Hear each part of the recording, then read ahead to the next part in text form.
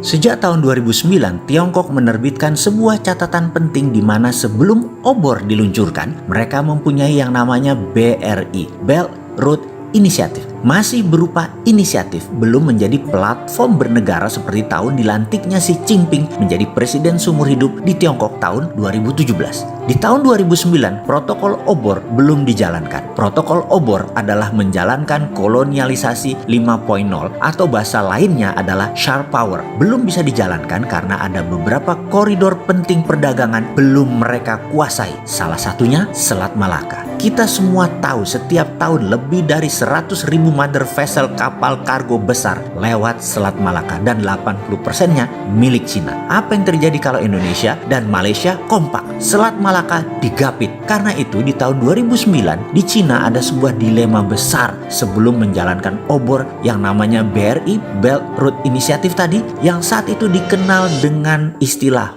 Malaka Dilema. Ya sudahlah, sejak saat itu mulai strategi ambil dua pejabat negara tersebut dalam jangka panjang di lobi politik itu sekali lagi memang panjang. Orang pejambon Kemenlu harusnya tahulah hal seperti ini. Kita Indonesia harusnya meletakkan atau punya lobbyis, para pelobi politik di luar para ambasador atau di luar para duta besar, khusus untuk manuver ke dalam Kongres, di Senat, di Capitol Hill untuk Amerika, di Beijing untuk Cina, di London dan dimanapun kita mau bermanuver, supaya kita menjadi global player yang sebenarnya. Inilah yang membedakan kalau si Sontoloyo yang nggak penting ini ngajarin bernegara, apalagi mendapat mandat, wendeng Polda, bahkan berani adu sama siapapun kandidat yang mau maju di 2024. Tapi bersyukurlah kalian yang pengen manggung di 2024. Si Bosman bukan orang politik, pilih jadi guru kaleng-kaleng aja, guru Lemhanas ala milenial, ilmunya ecek-ecek lah. Buktinya buzzer lebih pinter tuh. Lihat aja komen buzzer, bisa mematahkan semua ilmu Bosman yang memang cetek. Kembali ke topik kolonialisasi 5.0 yang akhirnya dipakai Cina, yang terang-terangan mengganggu hegemoni Amerika, yang akhirnya diperangi oleh Partai Republik Trump. Rakyat Amerika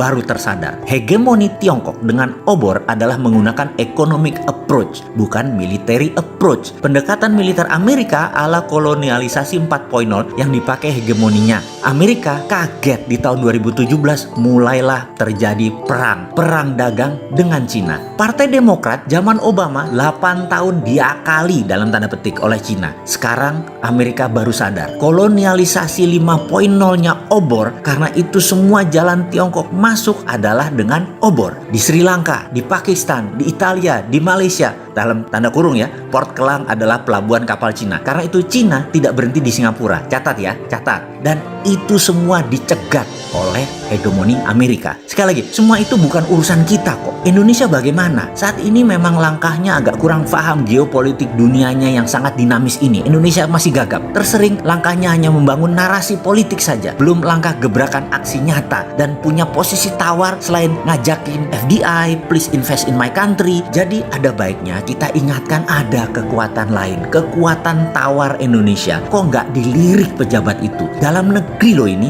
Oke, kita rakyat sing sabar, ge, karena memang kita bukan oligarki yang bisa jagongan di teras kantor pejabat melobi dengan diskusi-diskusi santai mereka. Ya sudah, supaya paham dengan kolonialisasi 5.0 yang diajari di Akademi Militer Baltimore, apa itu kolonialisasi 5.0 yang dipakai Tiongkok, mereka mengilustrasikan dengan apa yang dipakai Gajah Mada, mempersatukan Nusantara. Kita semua tahu menyatunya Nusantara di bawah panji gula kelapa merah putih Majapahit hampir tidak ada tumpah darah, hanya Pajajaran yang melawan sebentar dan akhirnya terjadi kesepakatan juga. Walaupun armada perang laut Majapahit kuat, namun penyatuan Nusantara tidak pakai military approach, tapi pakai economic approach, pendekatan ekonomi. Apa yang dilakukan para duta-duta Majapahit tersebut? Mereka dalam tanda petik meminjamkan emas Majapahit yang harus dibayar dengan upeti setiap tahunnya, di mana akhirnya kerajaan yang kemudian hari dinyatakan wilayah Nusantara tersebut berada di bawah panji gula kelapa, panji bendera merah putih dipasang sebagai persetujuan kerjasama bilateral tersebut. Sejak saat itu, gula kelapa, panji merah putih berkibar di seluruh wilayah Nusantara, mulai dari semenanjung Malaysia sampai Melanesia Timur dan Filipina di sisi utara. Di wilayah masing-masing kerajaan tadi menjadi makmur, namun ada porsi Majapahit di sana. Jadi tidak heran, di semua kerajaan Nusantara pasti punya pusako emas. Apa yang dilakukan itu dikenal dengan strategi sharp power kolonialisasi 5.0. Pada saat itu, itulah perluasan Lebensraum, wilayah hidup yang elok dimainkan oleh Patih Gajah Mada. Cepat, tanpa terasa, menjadikan Majapahit negara maritim terbesar di dunia. Sehingga kalau ada yang bertanya kenapa logo keluarga Bosman sebagai shadow waktu itu, ada kata-kata swift, silent, deadly dalam bahasa Sanskerta. Sahabat sekarang jadi paham kan manuver cantik Patih Gajah Mada menyatukan Nusantara menggunakan moto itu. Oke, baiklah, ini hanya sekilas informasi tentang kolonialisasi 5.0 yang protokolnya dijalankan Tiongkok sekarang. Jadi bukan masalah jumlahnya hanya sedikit, hanya negara nomor 3 atau nomor 4 berinvestasi di Indonesia itu loh ya. Saya saat ini bersyukur sekali di mana pejabat sekarang pinter-pinter sehingga Indonesia tidak kena jebakan ilmu yang bangsa Indonesia sendiri pemiliknya. Gak mungkin pejabat Indonesia segeblek itu kemakan kolonialisasi 5.0. Tidak mungkin, tidak percaya saya.